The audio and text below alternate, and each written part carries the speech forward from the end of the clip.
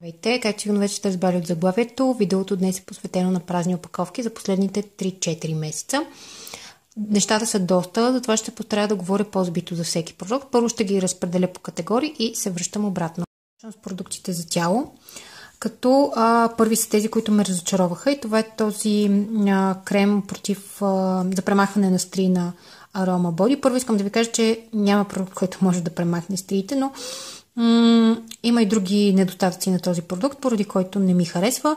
Писала съм публикация за разочаровали ме продукти долу в блога. Ще ви оставя линк долу в информацията. Не бих си го купила отново.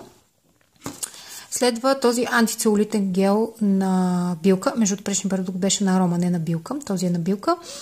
Изхабил го с доста зор, тъй като отново не видях някакво действие от него. Иначе имаше охлаждащ ефект, сравнително приятен аромат, но никакво действие, затова не бих си го купила отново. Това бяха разочаровалите ме продукти с тяло. Продължаваме към любимци. В общото линия, освен на изразходвани, са и любимци. Това е скраба за тяло с кафе на сапунена работилница, който страшно много ми хареса. Имаше невероятно действие върху тялото ми, подхранваше много добре кожата. Единственият недостатък, или по-скоро нещо, което така ме затрудняваше в ползването му, беше, че леко се ронеше и попадна върху плочките. Оставаше един мазен филм, който се почистваше малко по-трудно, но мога да направя компромис с това, с оглед на доброто действие, което имаше върху тялото ми. Отново имам публикация долу в блога. Следващото нещо са малкия и големи размер на маслото за тяло на Оверде с макадамия. Страхотен продукт, страшно много ми харесва. За лятото предполагам ще идва малко тежък, но за зимата беше страхотен. Забелязвам разлика между малката и голямата опаковка. Първо, малката нямаше защитно фолио. Продуктът вътре беше станал на шупли. Беше една идея по-рядък, отколкото голямата опаковка. Удобен е за пътуване, но аз не бих си купила отново малката разфасовка. Голямата със сигурност. Имаме с няколко продукта за предпазване от изпотяване. Първият е на Оверде, също имам публикация за него в блога. Не съдържа алуминиеви соли, но не ми хареса изобщо. Не предпазваш от изпотяване, не предпазваш от неприятна миризма, има много алкохол в състава.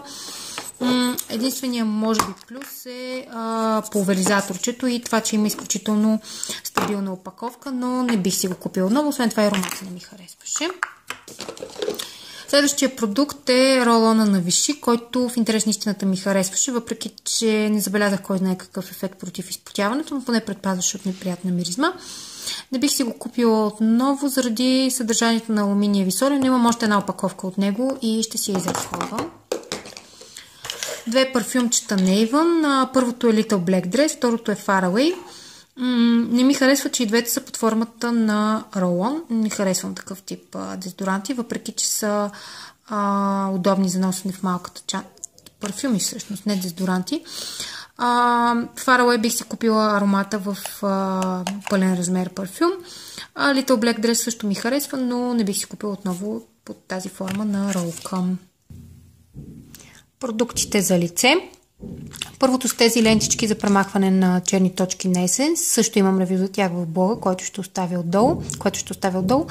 Единствената ми забележка е, че ефектът е много краткотраен, но предполагам, че какъвто и продукт да използвате за тази цел, ефектът му ще бъде също толкова краткотраен.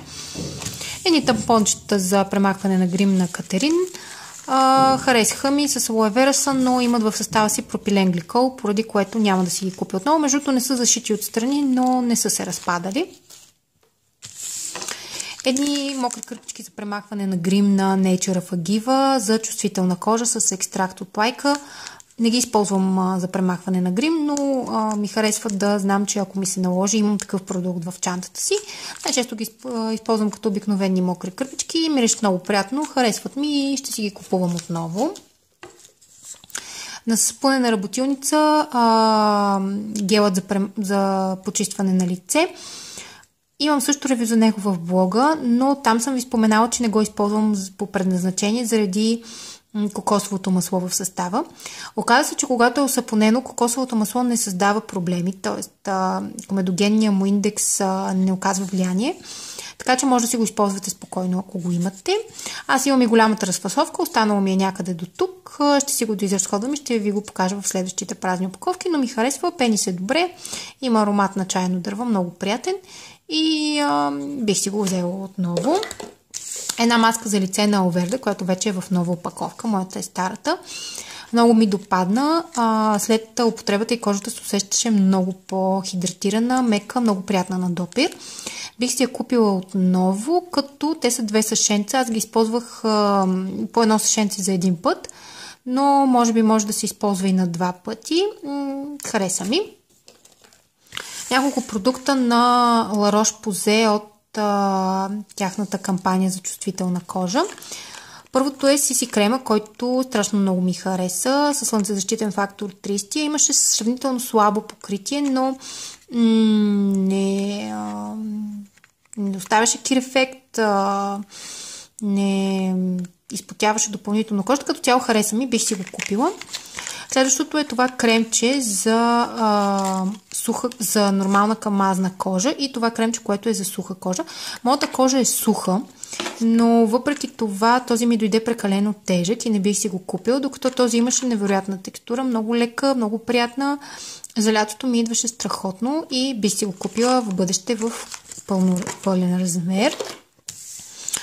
Едно BB кремче, също от серията за хидратиране с слънцезащитен фактор 20. Той обаче не ми хареса. Идваше ми малко тежък, непокривен, но освен това създаваше кир ефект, което е абсурд просто, нали, да си сложа такъв продукт на лицето. Не ми хареса.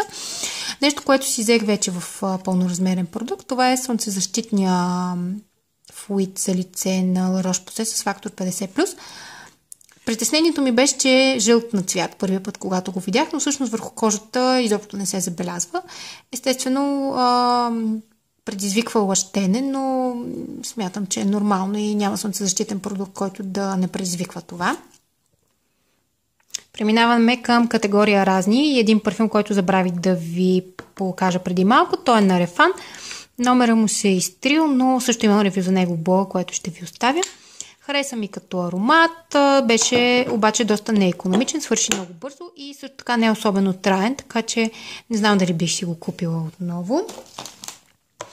Едно антибактериално гелче за ръце на Medix. Зимата ми изсушаваше страшно много ръцете. Просто в момента, в който го нанасях, те вече бяха сухи и напукани.